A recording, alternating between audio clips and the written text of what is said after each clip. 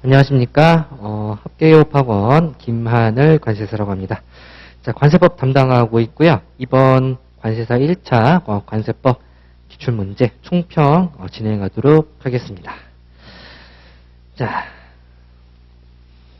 이번 시험에서 관세법이 굉장히 좀 어려웠다. 다른 연도보다 좀 많이 어려웠다라는 좀 평이 나왔어요. 이유 중에 하나가 이제 대표적으로 원문 그대로 이제 법령집에 있는 문구 그대로 나온 것보다는 좀 그런 것들에 대한 좀 변형된 문장들을 많이 사용을 해서 여러분들이 좀 읽기가 좀 상당히 불편하셨을 거라고 생각은 듭니다. 근데 이 관세법 과목에서 정상적으로 공부를 좀 하셨다면은 상당히 쉬운 문제들도 당연히 나왔을 것이기 때문에 그런 문제를 구분을 해가지고 여기 나와 있는 것처럼 쉬운 문제는 어떤 거였는지, 중간 어려운 문제는 어떤 거였는지, 어려운 거, 매우 어려움 이런 식으로 나눠가지고 한번 설명을 드려볼까 합니다. 이례적으로 28일 날 개정된 내용도 나왔죠. 이렇게 급박하게 개정된 내용이 나온 적은 거의 없었죠. 자, 보도록 하겠습니다.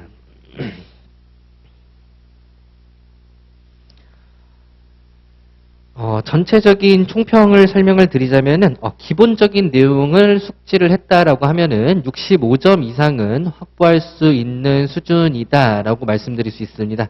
여기서 이제 기본적인 내용이라는 게 굉장히 추상적인 내용이긴 한데, 그래도 제 나름대로 이것 정도는 기본적인 내용이다라고 하는 것들은 여기 표에서 구체적으로 언급을 해놨으니까 그 부분 참고를 하시면 될 것 같고요. 그리고 FTA 특례법에서 변별력 있는 문제가 한 문제만 출제되었고 나머지 5문제 같은 경우에는 쉽게 출제가 되었습니다. 그러니까 암기식으로도 충분히 커버가 되는 그런 내용들만 나왔습니다. 그래서 관세법에서만 난이도를 조정한 것으로 봐서 동차분들 있으시죠? 동차분들이 주로 FTA 특례법을 학습하지 않다 보니까 그 동차 준비하시는 수험생들 입장에서는 난이도가 매우 높게 느껴졌다고 볼 수 있겠습니다. 자, 특징 같은 경우에는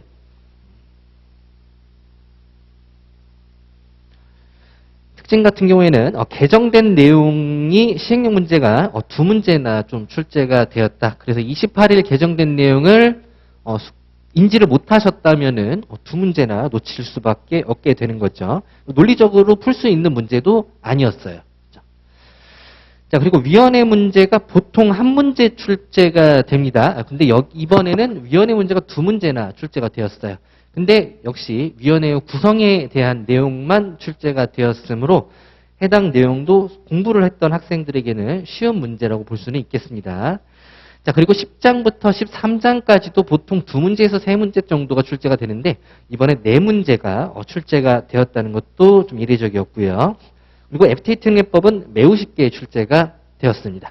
그리고 원문 그대로의 지문보다는 변형된 지문이 활용이 되었다. 이것들을 종합해 봤을 때 상당히 어려웠을 것이다 라고 볼 수 있겠습니다.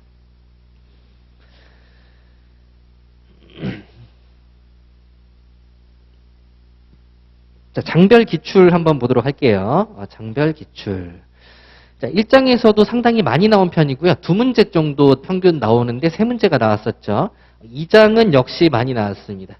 메인으로 볼 수 있는 게 2장 규정, 그 다음에 7장, 그 다음에 9장, 그리고 4장.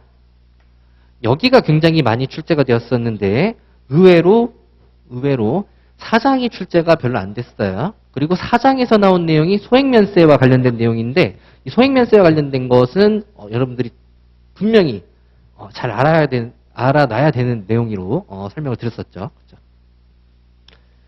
그리고 7장도 생각보다 많이 나오지는 않았습니다. 근데 그 중에서 2문제 정도가 이제 보세 공장과 관련된 내용이었었죠. 그리고 지금 9장 같은 경우에 G로 써져 있는데 6개입니다. 6개. 잘못 써놨네요. 그렇죠?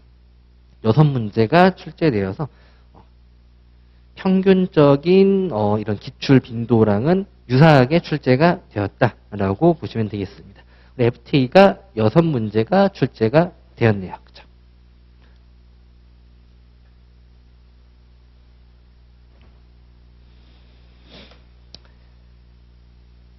자, 주제별로 난이도를 나눠 놨습니다. 자, 여러분들이 쉬운 문제를 다 맞추셨다라고 하면은 35점이 되겠고요. 그리고 중간 난이도까지는 당연히 맞추셔야 되겠죠. 그래서 65점을 제가 바라보고 있습니다. 근데 제가 어디를 정리를 좀 제대로 강조를 드렸었냐면은 위원회 좀 강조를 많이 드렸었고 정리를 좀 많이 해드렸죠. 근데 위원회 문제가 2문제가 나왔으니까 여기에 추가적으로 5점이 더 추가가 된다라고 보시면 되겠죠. 그래서 한 70점 정도는 당연히 맞았어야 된다라고 생각이 들어요.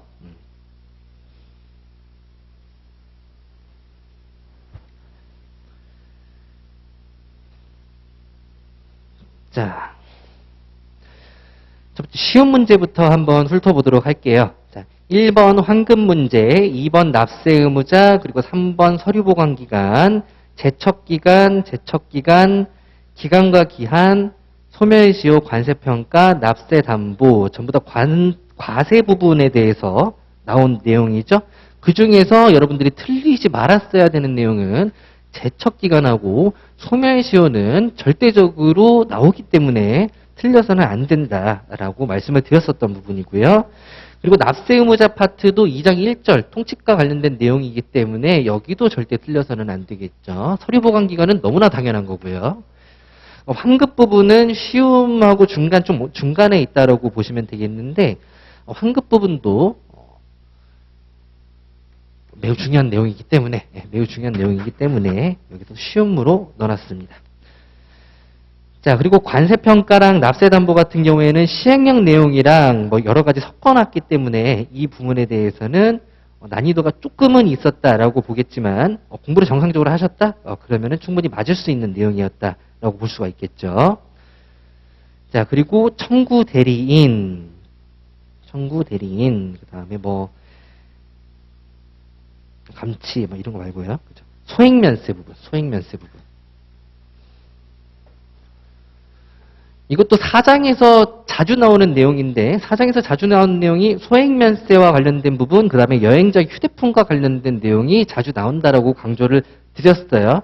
여기서는 시행규칙 부분이 나온다 하더라도 난이도가 높다라고 말할 수는 없습니다. 그 전체적인 내용이 이미 빈출이 되기 때문에 여러분들이 잘 숙지를 해야 되는 부분이 되겠습니다.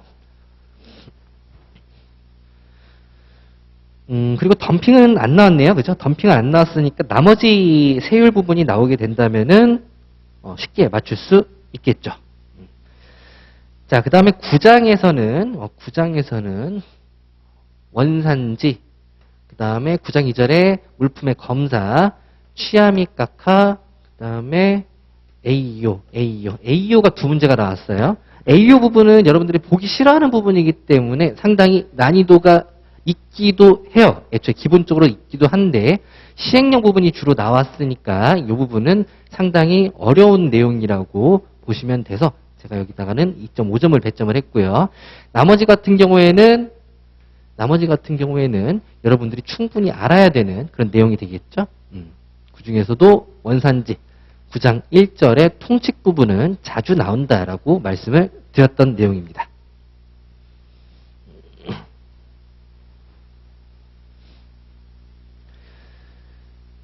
자, 그 다음 7장 한번 보도록 할게요. 7장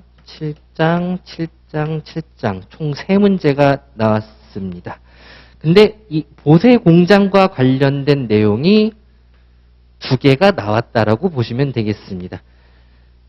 이 내수용 보세 공장과 관련해서는 시행규칙 부분이 섞여져 나왔기 때문에 해당 내용을 좀 어렵다라고 평가를 했고요.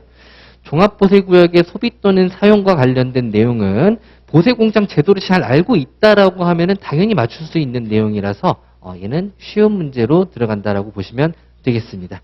화물 권리인 같은 경우에는 시행령 부분이 나왔지만 쉽다라고 표시를 해놓은 내용이 문제를 침착하게 잘 읽어봤다면 단순히 말장난과 관련된 내용이기 때문에 쉽다라고 표현을 해놨죠.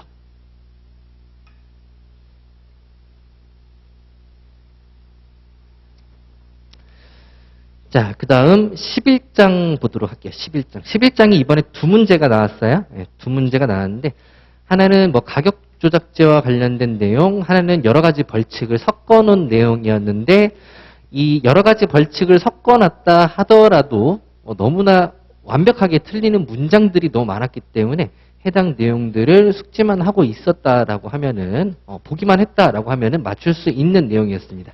가격 조작제 같은 경우에는 뭐 가이오 해가지고 암기식도 좀 따놨었죠.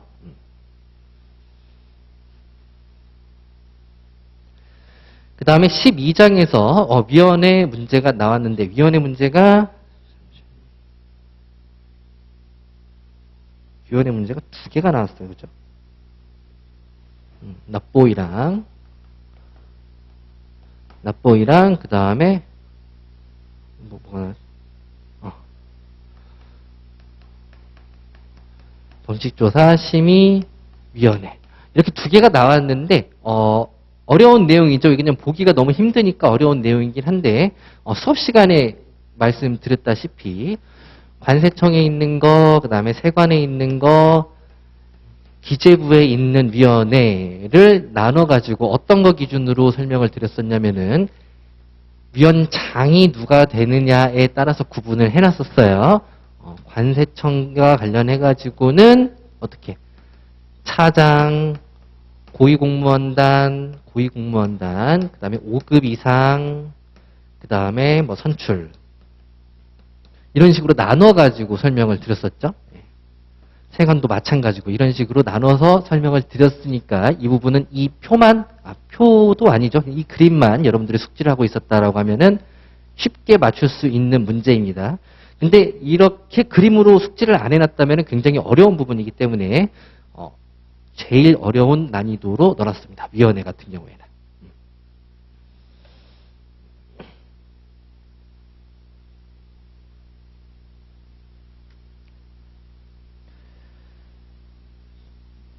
자, 그리고 나머지 같은 경우에는 35번부터 39번 문제 같은 경우에는 중간 난이도로 되어 있죠.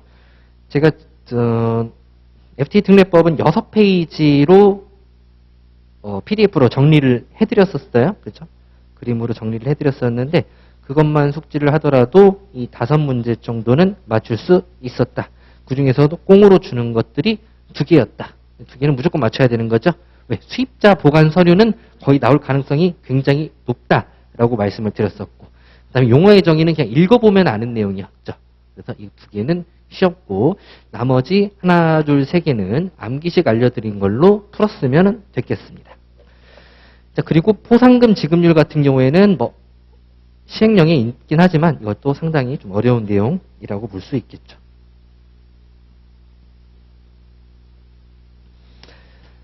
됐습니다. 그 중에서 이제 제가 실수를 한 부분이 있었는데 개정 내용을 제 걸로 챙기셨다 하더라도 이 간이세율표 같은 경우에는 제가 개정 내용에서 누락을 했어요. 네, 누락을 했어가지고 이 부분에 대해서는 좀 죄송하다고 말씀을 드리고 싶습니다. 됐습니다.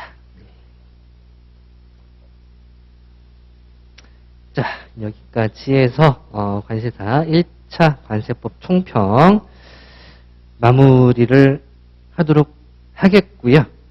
아무리 관세법 시험이 굉장히 어렵게 나온다 하더라도 풀 수 있는 문제만 푼다면은 기본적인 내용만 푼다면은 당연히 65점 이상 70점 정도는 맞을 수 있는 내용이었습니다. 80점 이상 넘어가는 게 어려웠지 그 밑으로 70점에서 80점 사이는 충분히 맞을 수 있었다라고 평가하고 싶습니다. 자, 감사합니다.